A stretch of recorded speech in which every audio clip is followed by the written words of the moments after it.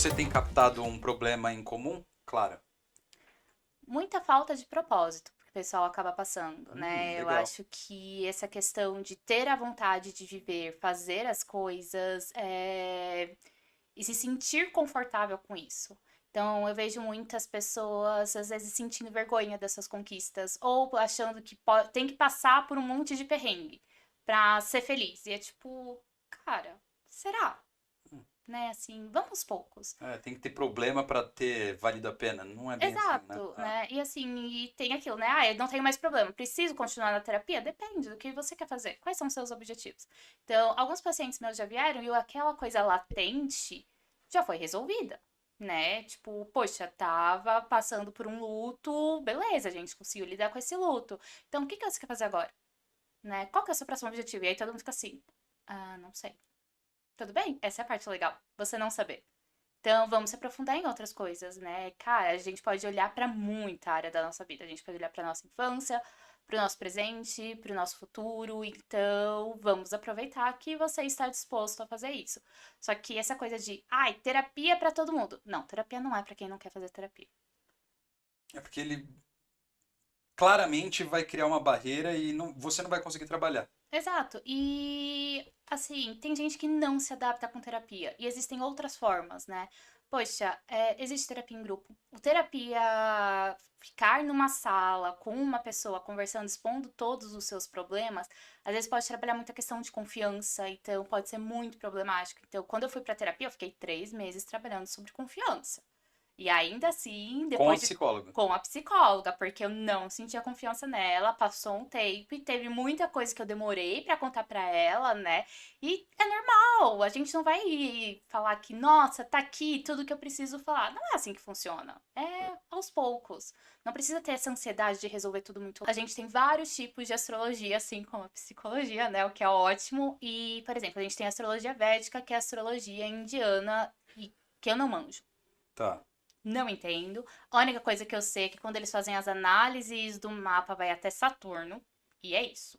tá. A gente tem a astrologia tradicional, que segue um pouquinho da astrologia moderna, porque na astrologia moderna que a gente vê aqui, a gente tem quatro coisas principais. Os signos, que é como que a gente faz as coisas. Os planetas, que é ação, de fato. As casas astrológicas, que são as áreas da vida. E os aspectos, que é o como que a gente interage entre as ações. Perfeito. E aí, os planetas, né? E, gente, eu sei que Sol, Lua, não é planeta. Mas a gente chama de planeta porque é mais fácil. Mesma coisa, Quirón não é planeta, mas a gente chama de planeta porque é mais fácil. Pra não ter um monte de coisinha. Tá. Mas a gente tem como planeta o Sol e a Lua, que são planetas bem pessoais, né? Que são os planetas luminares. A gente tem Mercúrio, Vênus e Marte, que também estão dentro da parte pessoal. Aí a gente vem para os planetas sociais, que é Júpiter e Saturno, e os geracionais, que não tem na astrologia tradicional, só tem na moderna, que é Urano, Netuno e Plutão. E aí a gente tem outros planetas que são, por exemplo, Quirón, que na verdade é um asteroide. Lilith é um ponto calculado, Roda da Fortuna é um ponto calculado, e aí cada coisa vai significar uma ação diferente. Vamos do início, da parte do início, onde você começou a estudar astrologia. Conta a história do início pra gente ir segmentando ela.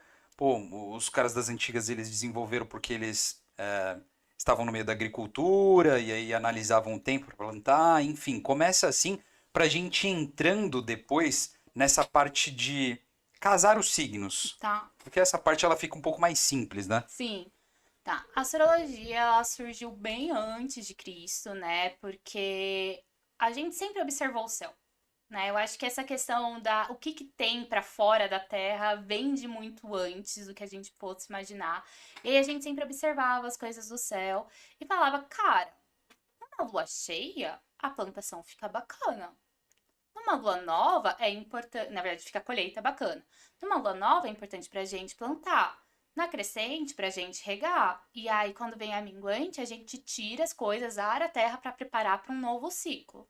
E eles começaram a perceber também a questão do clima, né? Porque Foram anotando esses padrões. foram anotando os padrões, Primeiro da percebendo. Lua. Exato, primeiro da Lua, os padrões climáticos, e foram percebendo que existia uma constância a cada ano que se passava. E eles começaram a estudar, tanto que a astrologia começou na astrologia de agricultura. Então, eles foram envolvendo, se desenvolvendo, entendendo, e esses escritos foram passados para frente. Só que quem estudava? Apenas gente importante, né? Sacerdotes, líderes religiosos, quem tinha mapa? Reis, rainhas, tudo, tudo, tudo, tudo, né? Então, assim, ai, vamos fazer uma guerra? Beleza, vamos olhar o mapa. Porque daí a gente consegue tentar prever algumas coisas. Então, tinha muito instrumento de cálculo. E a astrologia andava junto com a astronomia. Só que o que aconteceu? Veio o iluminismo e a astrologia se tornou uma bobeira, né? Bobice pura. Isso não E faz mais sentido. não faz mais sentido. E muitos registros foram queimados, com a Biblioteca de Alexandria e vários outros monumentos da antiguidade que simplesmente deixaram de existir e aí colocaram a astrologia como uma coisa meio doida. Só que com a colonização da Índia, os britânicos iam e percebiam que a cultura ela era muito diferente, eles olhavam os astros de uma forma interessante e eles falaram: vamos voltar a levar esses conhecimentos para a nossa área, para o nosso mundo e usar isso a nosso favor. E eles resgataram, né, algum desses conhecimentos e foram se aprofundando. E aí hoje que a gente tem a astrologia moderna e tradicional. Era disso que a gente tava falando quando a gente se perdeu. Isso, verdade! Lembrei, ó. Boa, boa. Você tava falando dos tipos. Quando você fala assim, dos signos, um é mais fogo, um é mais água, um é mais terra, a probabilidade de o signo se dar bem ou ruim, ou mal, enfim, tá atrelado também a isso, ou tá atrelado mais ao Sol, à Lua, ou ascendente ou descendente? Depende. Ah, boa.